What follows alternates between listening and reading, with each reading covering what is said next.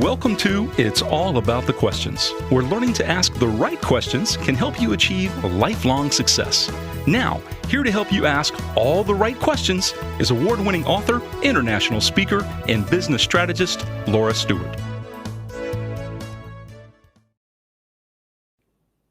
Good morning, afternoon, and evening, everyone, and welcome to the show. I am just so excited to be here with you today, in spite of still not feeling so great post-surgery, but I get energized by doing this show. It doesn't matter if I have to crash for hours and hours after this. I love being able to be here with you all, to hear all your feedback, and I am especially excited because the promotion for this show, where I just shared the links so you could watch it live stream, even though it was not on the usual Tuesdays. We're doing this on Monday, Labor Day in the United States. The enthusiasm for the topic was mind-blowing to me, but really not, because when my guest on the show today, Belinda Weaver, copywriter extraordinaire, coach extraordinaire, and Australian living in California, we were talking because we met through a group called Titanides, founded by Marcella Allison. And I don't know, we just really hit it off. And I'm like, oh, you have to come on the show. So we had a conversation about what she was going to talk about on the show, because there's so many brilliant, amazing things that she has done in her long career, and not just with copywriting. And we started talking, and did you ever, when you hear something, get goosebumps all over your entire body? Like you get these chills and shakes, and you're going, oh my God, why did I never think of it that way before? That is just brilliance beyond brilliance. Well, that's why Belinda's on the show today, and we're going to talk about something that I think is a game changer in the way we think about growing our businesses. You've probably heard the phrase, what is your unique value proposition? You've probably sat there trying to lay out your marketing messages saying, well, if I just explain why I'm unique, then they are going to select my product, my company, my business, whatever it is. But what if what was really important is you thought about how to make yourself choosable? And with that thought, let's bring Belinda on camera. Belinda, thank you for being on the show and for just mind-blowing me. Thanks, Laura. I really hope I live up to it, because that was an incredible introduction. So get ready, everyone. I hope it's as good as Laura thinks it was.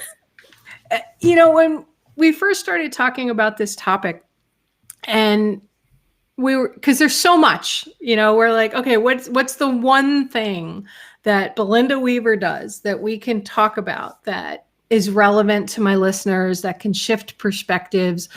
I mean, anything you talk about would do great on the show, right? But then you started talking about this idea you have, and I'm like, it has to be a book. Remember that? Yes. You have to write this as a book. What made you think of this idea? And you're a renowned copywriter. I mean, you've written copy some of the biggest names in the business to help them be choosable, right? Yeah. But yet everybody still talks about unique value proposition. Where did this come from? Well, it's really a personal story for me, because when I found out copywriting was a thing, I've changed careers, made two big shifts in my career. And then I found copywriting and I was like, this is it. This is the thing. And it became a question of how I would become a copywriter, not if I would become a copywriter. And I dedicated all my attention to it. And in the first couple of years of being a copywriter, I just wanted to not go back to my day job. I just wanted to get enough money to make it successful enough that I could keep doing it. But then I hit a point in my career where I wanted to become a bit choosier about the kind of work I was doing and the kind of people I was working with. And that's when I had to look at myself, and I had to ask myself the question, well, why would a very desirable client for me choose me over every other copywriter? Because I'm not the only copywriter in town. There are millions of us, which is very exciting. But when you have to look inside and go, why would someone choose me? it can be a bit of a soul destroying question, and it can bring up a lot of mindset junk. And over the next couple of years, what I realized is that I wasn't necessarily particularly unique, but by taking care of some low hanging fruit in my marketing, by being consistent and looking after the details, and I'm talking about the details that help us connect and build trust and make clients feel less anxious when they're making a choice. If I could take care of those details all the time, I didn't actually have to be different to everyone else. And that's the seed. It came in those kind of years 2, 3, and 4 of my business evolving and growing. And over the years, I've coached many, many copywriters who have been fearful because they don't have a USP. They don't know what makes them different, what makes them unique. They think, I don't know what niche I should be in. And I love being able to turn around and go, it's all right. It's all right. You don't actually have to be different in order to be successful, profitable, and have lots and lots of work. So that is how the idea has evolved. Well, I find that really fascinating because as I was listening to what you were talking about, you say you don't have to be different, yet in some ways you were different because you look at your business differently than all the other copywriters that were focused on what is unique about me. You were focused on, I don't know, is the right word, delivery, and how you delivered your services to make you choosable. There was something unique in its own way about you and your mindset, maybe.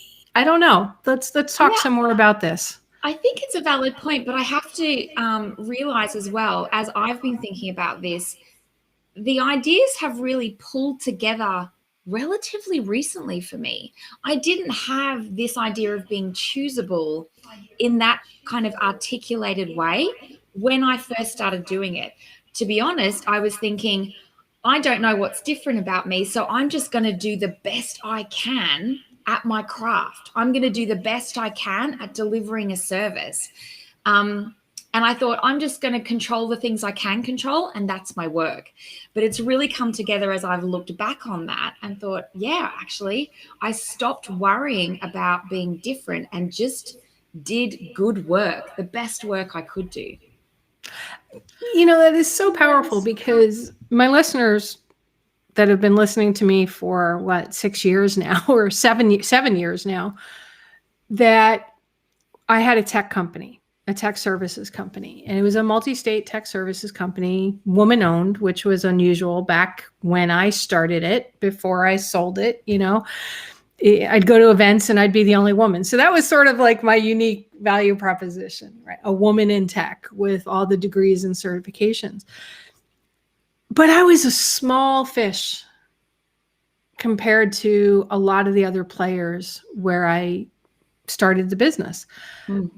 But I kept landing client after client after client after client, grew my staff, used newer tools and stuff like that.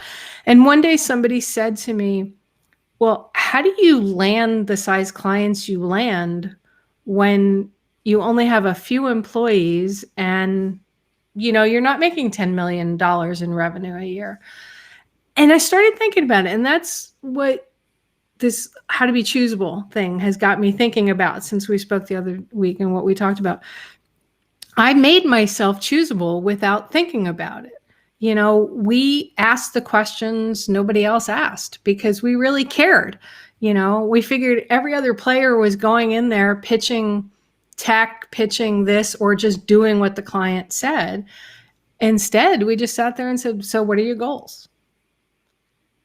And nobody had asked him that question. And installing tech really should be about meeting the business goals versus I need a new computer.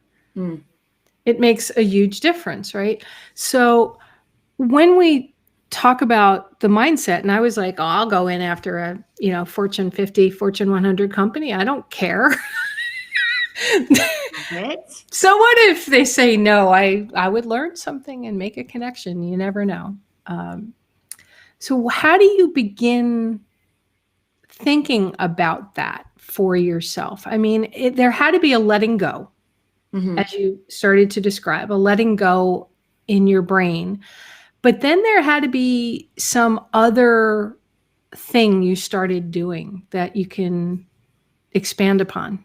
Yeah, absolutely. So one thing I really started to think about in those early years is how can I make little moments important? How can I make the client feel like they've made the best choice? And that's all about understanding how we make decisions, especially when we're laying down some cash. So at the end of the day, clients in any industry with any purchase, they're looking for some assurances. They're looking for assurances that you have products and services that actually solve the problem that they have, the reason they started searching for a solution in the first place.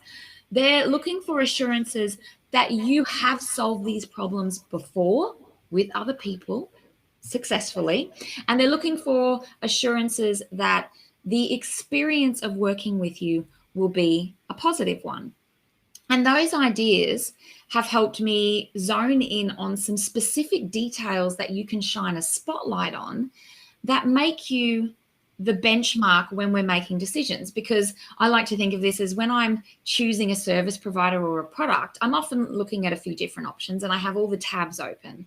Right. But when I'm looking at people's websites, I'm looking for certain clues and signals of those assurances that they have the thing that will solve my problem, that they've done it before, and that I connect with them on a kind of human to human level. And when someone doesn't meet that kind of conscious and subconscious criteria I close the tab.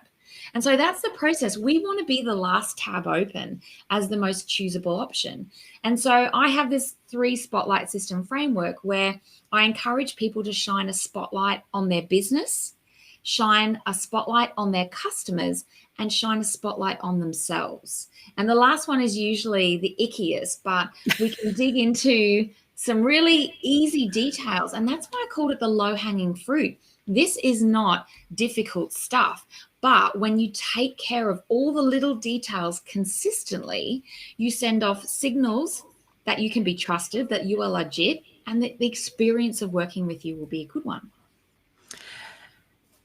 I want to expand on those 3 elements because I know I've been trying to redo my profile on all of my social media and my bio. And, Marcella Allison has been really pushing a number of us to, really write something that reflects the reality of who we are versus this tiny part that we're willing to say. Okay. Yeah.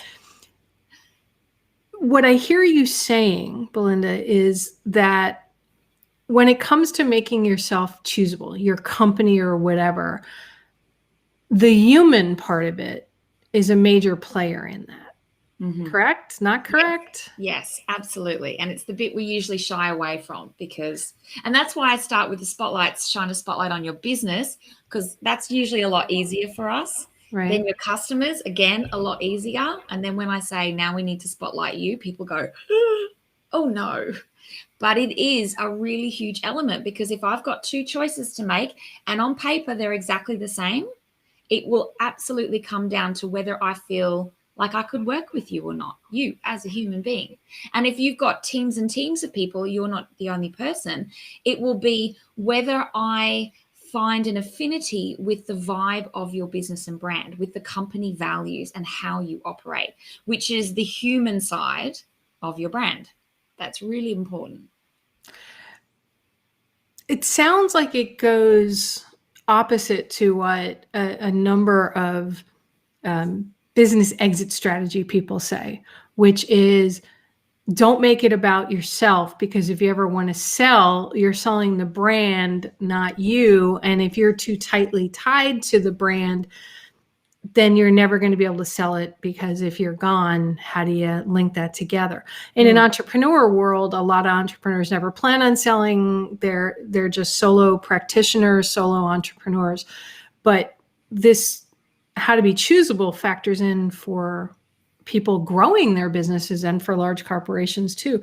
So how do you, I'm trying to think of the word, how do you reconcile that aspect of it, which of bringing the human element of the people in the business while still maintaining that brand the way it is? Well, there's lots of different ways you can do it.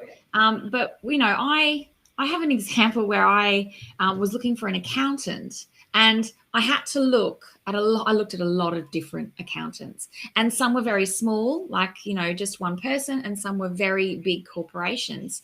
And the choice, regardless of which choice I made, I got a very clear impression very quickly about the vibe and the values of the brand through their copy, through the design, but also through things like photos of the teams and the people and the humans, the way the values of the business were described in like the about page, but also the use of pronouns.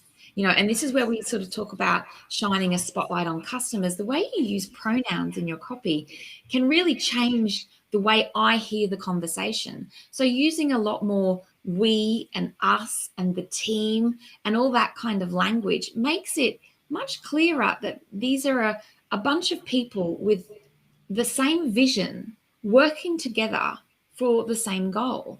And so even if you have lots of people or one people, when I get the sense as a customer that there's a bunch of real people who enjoy what they do and are working towards a common goal, that creates a very distinct vibe and personality to a business with none of those human elements in the marketing. I love that. I keep saying that a lot. There's just so much to unpack, and like every nugget you throw out there in answer to some of my questions, Belinda. So I'm like, okay, focus, Laura, focus. Don't just be sitting there going, oh yeah, wait, I have to throw another question in there, or I have to lead off of what she just said. For those listening out here, I've been hosting shows for 7 years and doing this show for 6 years, one show before it for a year. But sometimes I get so wrapped up in the conversation, I forget that, I'm doing a show. I love it. Oh my God. Okay. All right. So you talked about this idea of showing the human element behind your business. What if you're afraid to show it because maybe there's something in the background that didn't go so well? Maybe there was, you want to be choosable, but there was some failure somewhere along the cycle of your personal life or your business. We can think of so many companies that had, let's go way, way, way, way back when I was a little kid, and Tylenol. And somebody was contaminating Tylenol. This was way before they had the tamper-proof evident things and all of that stuff, right? Tylenol stepped up and immediately explained what happened and said, this is what we're doing, right? And then now that the advent of cameras are everywhere, you see anything that happens on an airline, anything that happens in a retail store, people can say whatever they want on social media, even if it's not true. So how do you suggest somebody who perhaps has gone through something like that try to make themselves choosable? Well, again? I think it ties back into the humanness, because mistakes are made. Things happen to us. We do things that we wish we hadn't done. That's just life. And I think as a business, if something happens, you have to jump in and try and control the narrative, not as a stifling point of view, but go, this is happening. Or if it was in your past, this is something that happened. You can't try and whitewash it and pretend it didn't exist. What you can do is go, this is what we learned. This is what we changed. This is how we evolved as a business. Because as soon as you see negative comments online and you see the companies try and block them delete them, that becomes just as big a deal as the thing that caused the negative comments. So as soon as you try and pretend something isn't happening or didn't happen, people start mistrusting you. And with all the stuff we're doing in the marketing, the whole premise of being choosable is really transparency is where credibility and trust comes from. So if you have something in your company history where you're like, yeah, wish that hadn't have happened, you do get to control the narrative, but you get to also express how you evolved, how you grew, what you changed, what you learned, because then people go, this is a company who is adapting and evolving. This is a company I can trust not to screw me over if something bad happens. They're looking for a positive outcome regardless. And so I think you just have to own it. And that's, us as humans, we have to own the things that happen and ask ourselves what we can learn and how we can evolve. That's our own journey of personal development. And it's the same with our company. And when you see a company who owns up and says, this is what we're trying to do about it, this is what we're going to change, the swell of support for that is usually much greater than the haters. Yeah.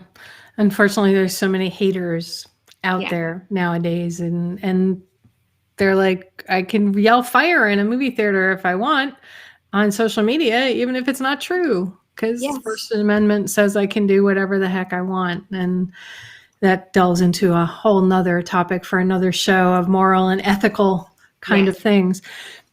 All right, let's shift a little bit. Okay. I'm trying to think of how a listener of the episode today, right?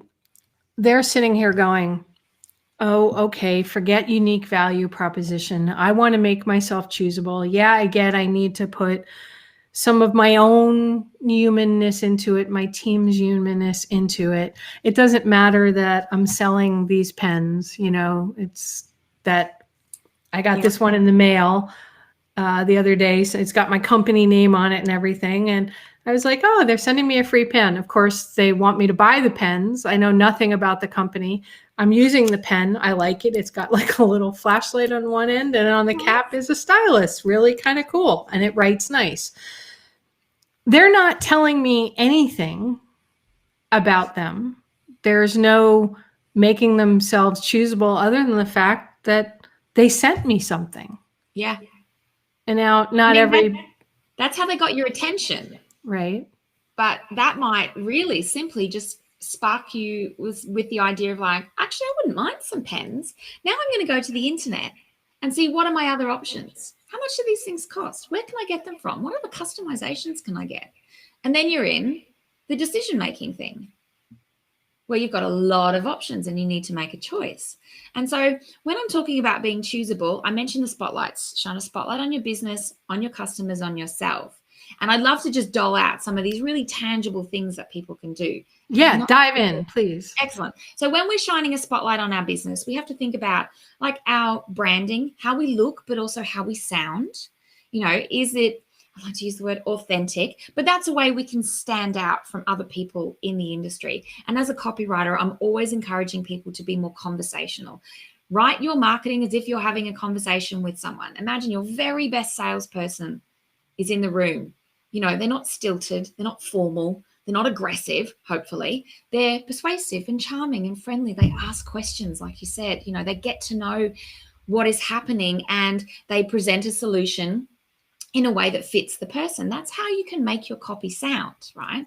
But there are other ways that you can help your business be more choosable. And a big one is explaining how and why you do something. So a lot of people... and I'm about to do something that I normally never do during the show, but looks like we're about to get a storm. I need to turn another light on. Oh, okay. Nice. Well, going off camera, revealing the behind the scenes. No fourth wall here. Okay, I'm back. Okay. So when we think about how and why we do something, the story of our origin shows people that there was a beginning. a humble beginning, and that's a good thing to do.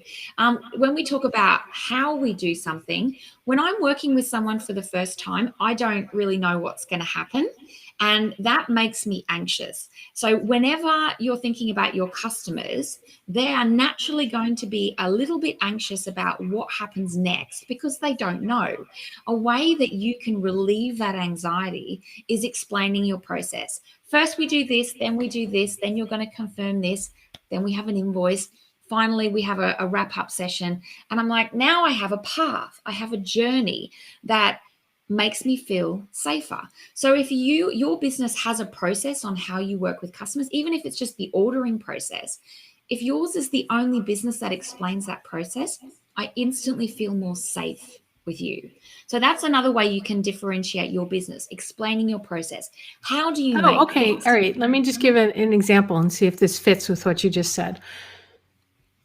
A couple months ago, my house needs to be painted, the outside of my house. I live in Florida. We're entering hurricane season. I noticed some stucco was rising off the side of the house. So I called a number of painting companies in. One person said, well, yeah, that's probably nothing. We're just going to patch it and whatever. And here's my quotes, and then we'll just schedule you. Another person, when they were walking around the house, said, well, looking at what's going on, I think what we're going to need to do is bring our stucco person in to look at why this might be happening. I also noticed that one of your soffits has black tape on it from when looks like your new AC went in wrong.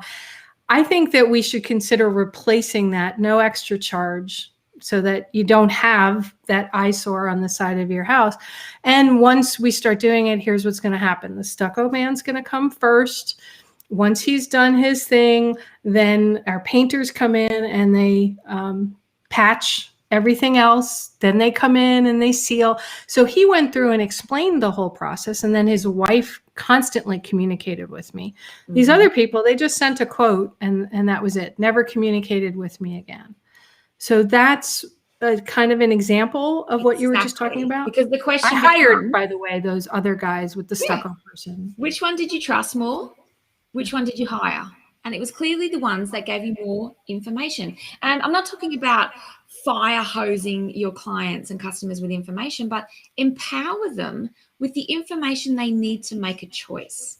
And if that takes a little bit of extra effort, do it, because you felt more safe with the guy or the company, the partnership, who said, I'm actually looking beyond the lens of the specific problem, and we can help you fix that. But also, this is exactly how it's going to happen. And that makes you feel safe. And that is a great way, as this example has just shown, to make your business choosable. Because so many businesses just skip over that. It's, something that they leave as a bit of a mystery, but it makes clients feel nervous and anxious. Even if they can't articulate it, just makes them feel a bit uncomfortable. And if you think about how you deliver your process, there's often little details that you can shine a spotlight on that no one else actually does or no one else is talking about. And a great example to show this, Coors Beer, years ago, they had a marketing campaign called, and they had like a big poster with a mountain river, and it said, brewed with Rocky Mountain water. Now, beer is brewed with water that it either comes from the sky, it comes from the mountains. All the brewers were using the same water, really, especially in that region. But they made a big deal about the source. And that became a differentiator, even though it wasn't really. So I often talk to clients. I'm like, walk me through the service. Exactly what happens at every single step. And there's more often than not one or more things that I go, that's amazing. Do you do that alone, or does everyone do that? And a client might say, oh, well, no one else does that. I'm like, that's what we talk about. That needs a spotlight. Or they might come up with a detail that, oh, no, it's nothing special. Everyone does this, but no one else is talking about it. So you can actually shine a spotlight on different aspects of your production and service delivery and product creation. And even if everyone else is doing it, if no one else is talking about it, it pops out to customers. So that's a few different ways that you can make your business choosable. And what the takeaway here is, look at your business, your products, your service, how you do it, why you do it, from all different angles. as if you were explaining it to someone who doesn't know any of this. And when you have all the details laid out, more often than not, you'll have a few things that either no one else does or no one else is talking about. Never thought of it as looking at what no one else is talking about. I think that's real. And this is not like the fake packaging in the grocery stores where you see a can of corn and it says vegan. Yes. Yes. No, this is not, we are not manipulating and telling untruths and putting BS spin on it. But Right. more often than not, clients and businesses who really look after their clients, like for you, Laura, you were saying we ask the questions that figure out the root of the problem. Now, that could be something that no one else did, but people did, but they didn't really emphasize it. Right. But that became your thing, your jam, the thing that people knew you for, probably because you did it better than anyone else. But that's easily a detail that you could go, I'm going to shine a spotlight on this little splice of our process and make that the factor that people use in their decision-making process. I'm going to control that and shine a spotlight on it. But it comes from laying out, going through your whole service, product creation, delivery process and looking at it step by step. Get into the details and shine a spotlight on some of those. And it's really easy stuff. And it really takes the pressure off having to be completely unique in the marketplace. It could be something small, or it could end up being something large. But I love the process of sitting there and looking at every step of your process, your manufacture, your delivery, if you're writing copy, if you're coaching or consulting. I do a lot of consulting with businesses and a lot of individual consulting as well. Coaching, as well. But maybe there's something in the process that you go, oh, I'm comparing myself to the big guns in the world. But, they're not talking about X. Mm-hmm. This little, as I'm holding my fingers up, because some people are just going to listen to this on the audio only podcast and they're not going to see my gestures. That's right. What's the gift of playing small? What's the gift of playing a little bit different? What's the gift of leaning in to the thing that you fixed that no one else fixes? I interviewed the CEO of Headsetscom. Have you ever heard of that company? No. If you're looking for headsets of any kind, these guys started out as they resold everybody else's headsets and now they make their own.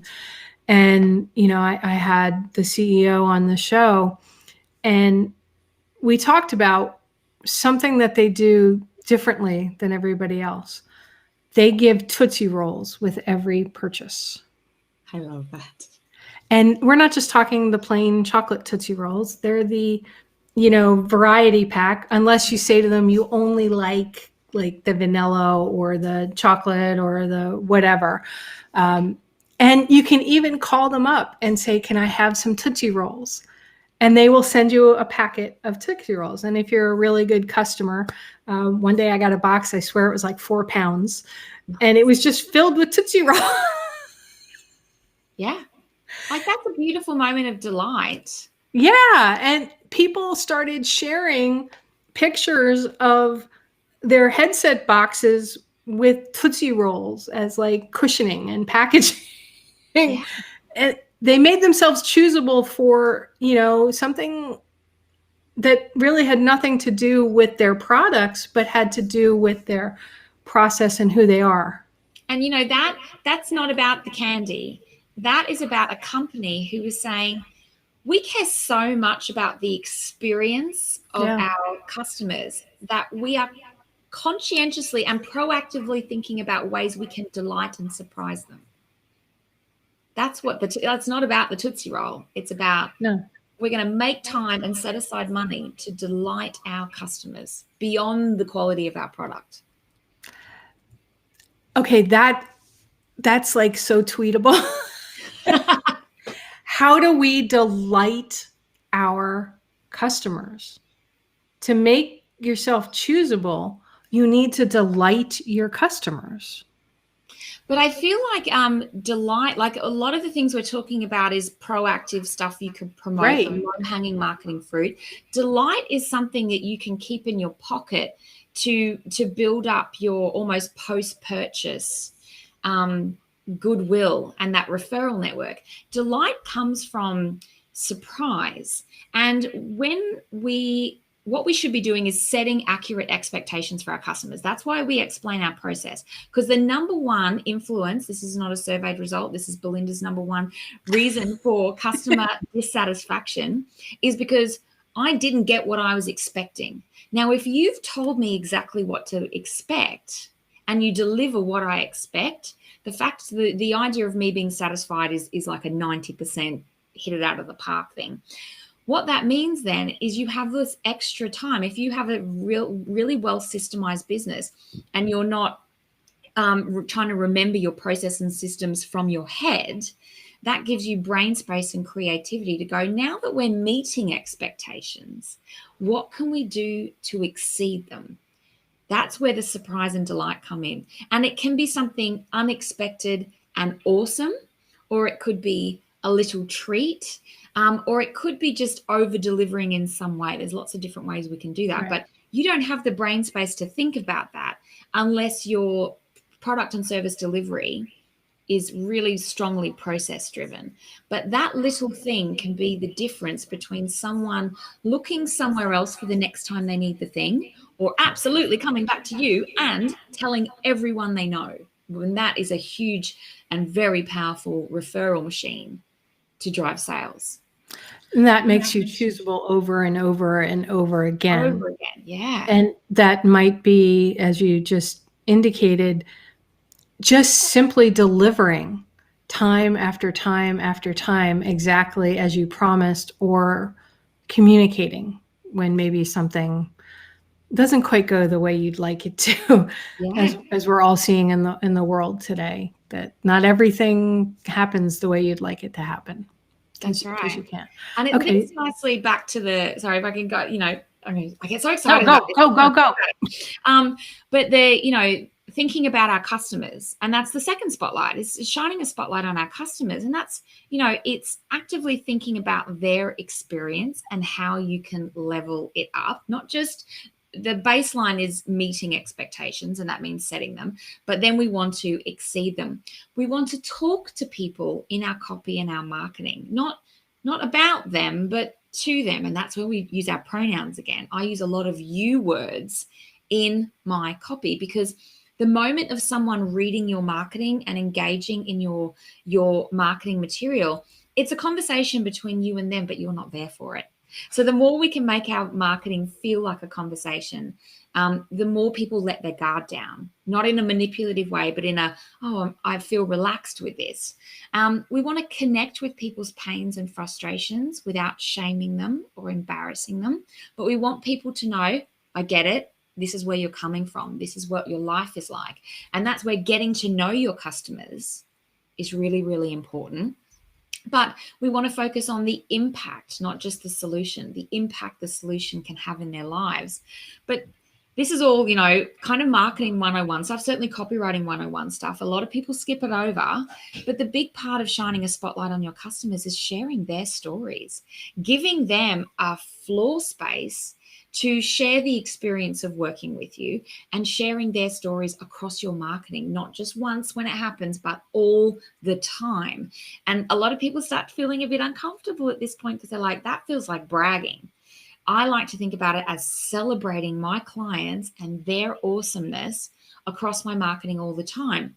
What it's really doing, though, is helping more and more people see themselves in the process, the product, and the results that your business makes possible. That's what clients are looking for, to see themselves in your marketing. And that's down to the stories you share, the images you choose, and how thoughtfully you approach working with your customers.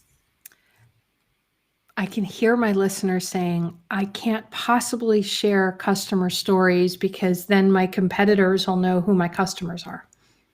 Oh, that's interesting. You know what? I've never felt that way, because if I lose a customer to somebody else, and obviously I'm not doing that great a job. I'm not staying choosable, but how do you respond to that? Well, my brain is like, you have to get over that, because now obviously there is going to be confidentiality and all that kind of stuff. But if you are going to hide your gold and say no one else can see it, how are potential customers going to see it? How are they going to know what you can do? How are they going to know what's possible? And how are they going to know that you're not just spinning them a story? If you're not sharing real customer stories and testimonials and case studies and details. Now, if you're afraid of what your opposition, your competition is going to do, then you need to make yourselves more choosable all the time. You also need to focus on being more awesome, because there is always going to be people who copy us. It just is a nature. Like as a copywriter, as a freelancer, as a small business owner, as a product creator, it's just the nature of doing business. But I like to think I just got to be more awesome than everyone else and show up in the way that's authentic for me. And I got to focus on doing good work, because if I start worrying about what everyone else is doing too much, I'm just going to dim my light just in case the wrong people see it. And I just think that's a very closed-in way to spread what you do with more people. Don't dim your light because you think the wrong people will see it. Yeah. That's beautiful. And I get the impression throughout the conversation so far that if you want to make yourself choosable, you can't dim your light. You need to actually turn it up a few notches. Don't be afraid to put yourself out there, because you're awesome. Your product, now this precludes the idea that your services, your products, everything that you are putting out there into the world should be choosable, right? Yes. That you're not We're putting assuming out. you're awesome. We're Assuming you're awesome, right? Okay, so we talked a bit about customers, about business. What's the last part? We've tipped throughout all of these in the last, 45 minutes already. Yes, the last one is shining a spotlight on yourself. And whether it's you as a human, the solo, the face of your business, or it's the human aspect of your branding, this is where some people think, oh, no, I don't want to be in the spotlight. I just do my thing and I don't want to have my face plastered over everything. Or a business says, well, this core values stuff is a bit woo-woo. You know, we don't need to focus on it just as much, but it's absolutely the last place where people make the decision. If I look at your website and your marketing and you solve all my problems and the product looks amazing and I'm thinking, I think this is the one, and then maybe I listen to you, I hear you, I look at your about page, I see some of the reviews of your business and I'm like, hang on, this does not jam with my vibe at all, I'm not going to choose you. And so when you are looking at your marketing, you have to give people hooks, like Velcro hooks, to connect with you as a brand and you as a human. And you don't want to be vanilla. And this is something very early in my copywriting career. I was so worried about being professional, in air quotes, that I was like, well, I can't be too goofy. I can't be too ginger. I can't be too funny. I can't be too loud. You can't be yourself. I can't be myself. And it just ended up in this little sweet vanilla, biscuit of marketing, when I'm actually all ginger snap with a bitch of spice in. That's what you need your marketing to be. And I don't mean you need to be loud or quirky or anything like that. But if you are, embrace it. Embrace it. You need to give people reasons, little hooks to go, I like the cut of their jib. I think they're a lot like me. And that's what we need to do when we shine a spotlight on yourself. Like I talk a lot about Doctor Who. I talk a lot about pugs because I have a pug. I talk a lot about working around my family, and I have very nana TV tastes, and I obsess over tea. Now, these might be very trivial details, and it might make some listeners go, who cares whether she likes tea or coffee? But incrementally over my marketing, I'm dropping little Velcro hooks for people to go, me too. We're kind of alike. And for a big business, you can do that in your core values. These are the things we believe in, and we work with people whose values align with our values. And so it could be little details. If you have like an exec team, I've read some wonderful profiles of, a couple of lines about the exec team where at least one sentence had, in his spare time, Paul goes mountain biking, rock climbing, and owns a dog called Surprise. Now, that might seem a trivial detail, but it means that I know something about this person. I have a dog, so we already have something in common. I go rock climbing. We have two things in common. Now, if I'm faced with another business who I don't get any sense of the people behind the teams, I'm not going to choose them. And so that's what we want to do. We want to share little hooks in our marketing that make us seem like actual humans, but also give people reasons to go, that's like me. I believe in that too. I do that too. I like that too. We have something in common. That's a much stronger bond than anything else. And it's also the stories you share about how you work, why you keep doing what you're doing, what you love about your work more than anything. They're stories that let people see you as a person, your passion and your purpose. They're really important to share, just as much as your features and benefits and all those other parts of your marketing. I had Angie Coley on a couple months ago, and it's one of super, super popular episode. And I called it Permission to Succeed, right? Because yes. Angie's just totally flat out off the wall, insane, brilliant, whatever. And as I'm listening to you speak, Belinda, and I know you know, Angie, as you indicated, in order to become choosable, to make your company choosable, to make you choosable in every aspect of your life, right? So that you're not the last kid picked in a game or whatever it may be, right? In business, you don't really want to be the last one unless you're the last one, and then they keep using you over and over and over and over again, right? Yes. Is we have to give ourselves permission to be choosable. Mm-hmm.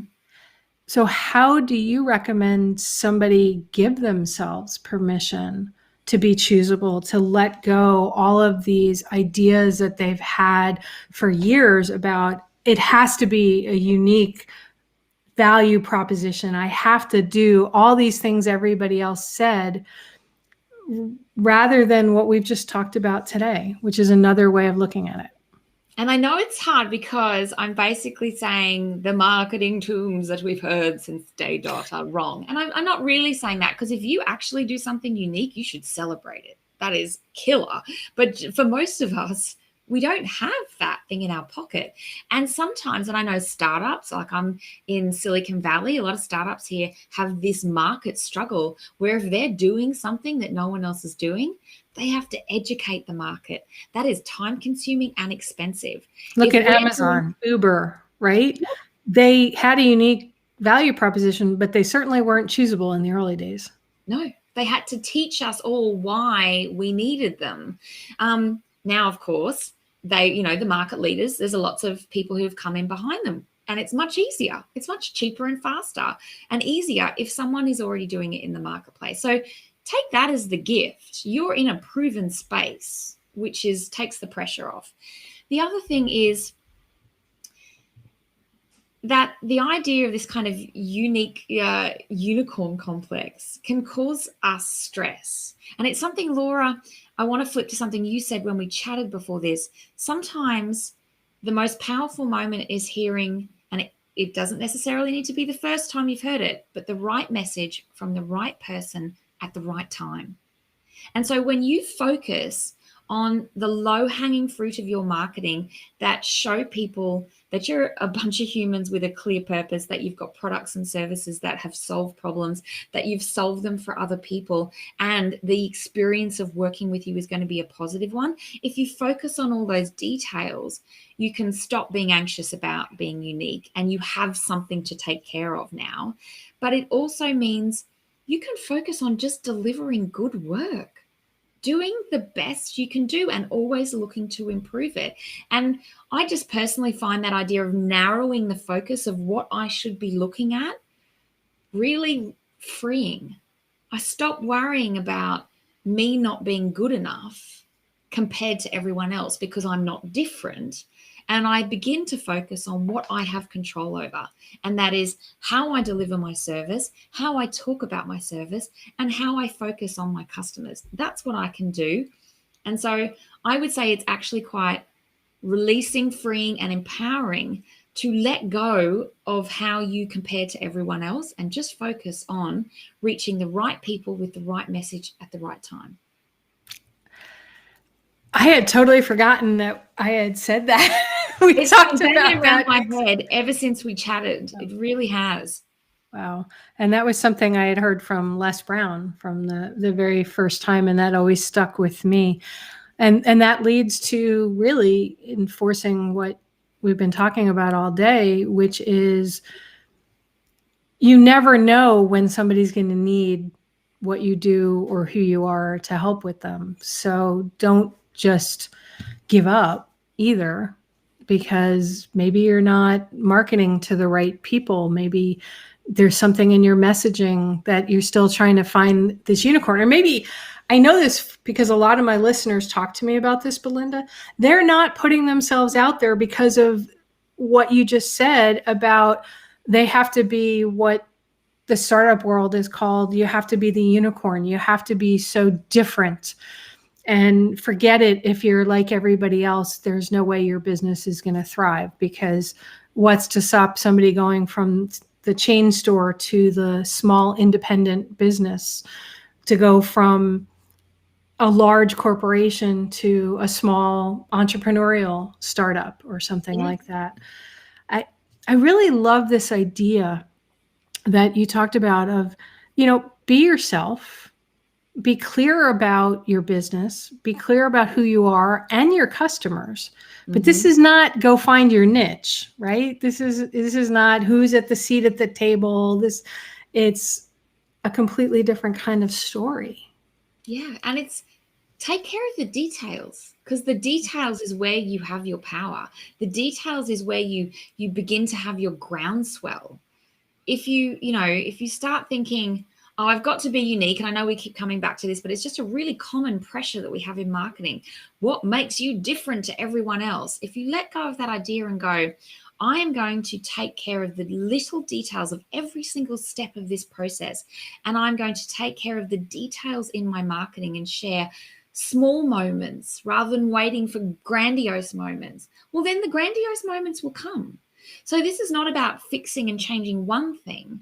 This is about paying attention to all the little things that make you deliver good work. And when you pay attention to the details, the big outcomes will follow. Get your tribe, get your loyalists through delivering exceptional service and products in a way that, and being open and transparent, that helps people make decisions, empower them with information, and dial into the humans that you're helping. The rest will follow when you consistently show up with those things. Yeah, every business starts with the first client, and that first client doesn't have to be a Fortune 50 company. You can build, but yeah. I mean, I can't tell you how many clients I've worked with that 80% of their business was one client that was this big whale that they always wanted, and they got it. And then other clients started dropping off because their sole focus was there. And then that big client pivoted and their income dropped 90%. And now they're having to scramble. So maybe we need to stop looking for the one big whale and take the 100 other ones. Yeah. I absolutely agree with that, because, I always think about marketing like a big old, like a water wheel, which shows how old I am. My references are very old, like a steamboat thing. And it's the kind of thing that's really hard to get going. But once it's going, if you keep putting a little bit of effort into it really regularly, it keeps going with just a little bit of effort. But if you stop taking care of the things that make you choosable and you stop sharing them, then if you do have to get that going again, It's a lot of work. And that's for solopreneurs up to big businesses as well.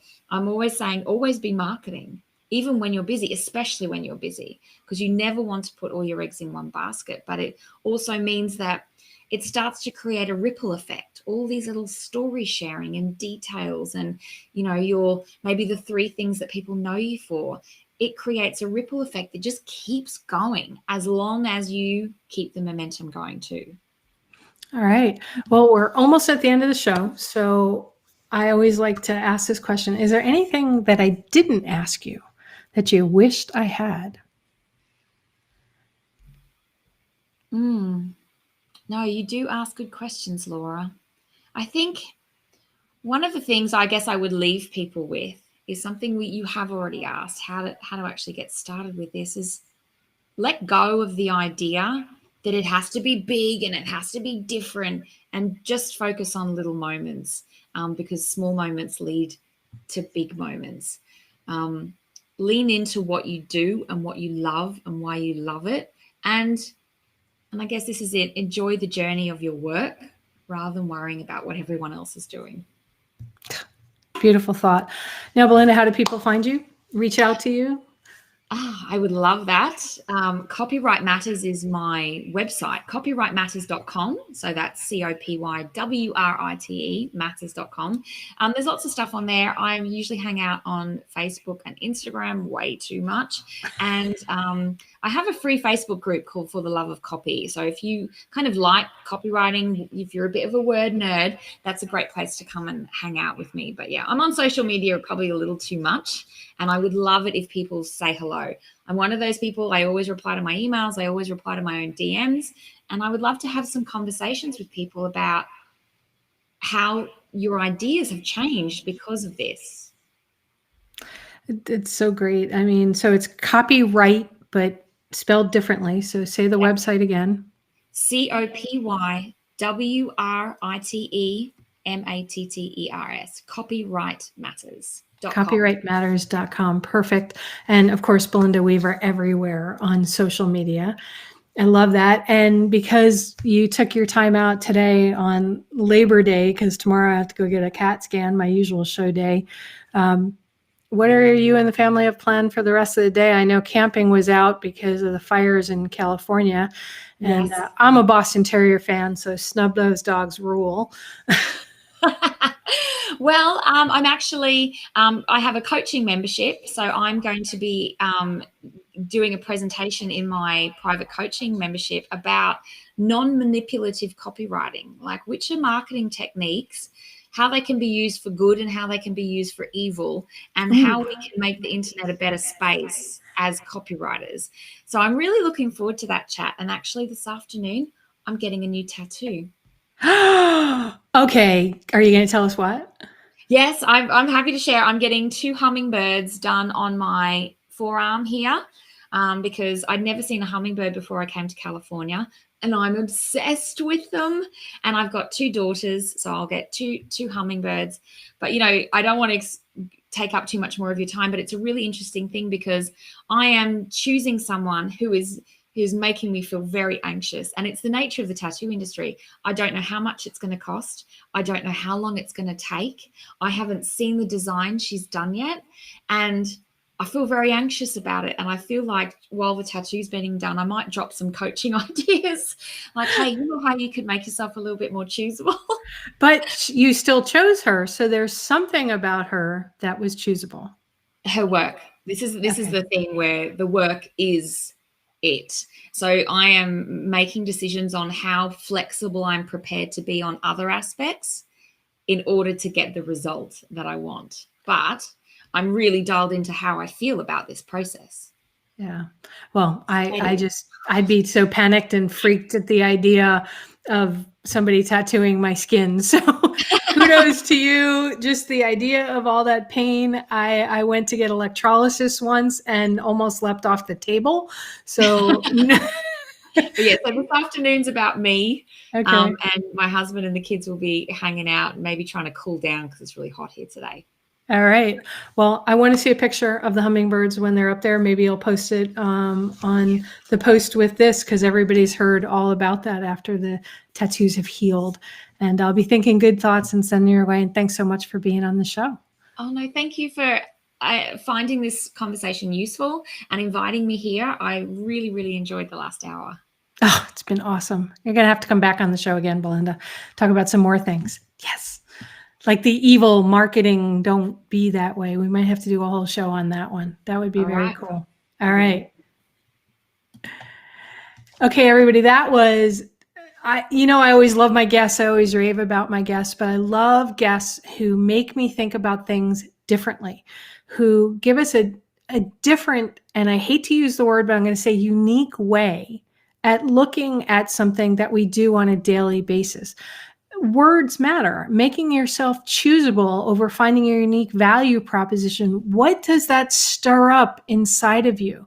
I would love for you to share on social media or email me, laura@laurastewart.com, what it is about this conversation that made you realize what about you and your business are choosable. Let's share all that. Tell us what it is. And who knows, I may be talking about your business on another episode of It's All About the Questions. Remember, everybody, the right questions can change your life. So what are you asking today? Have a great day, everyone.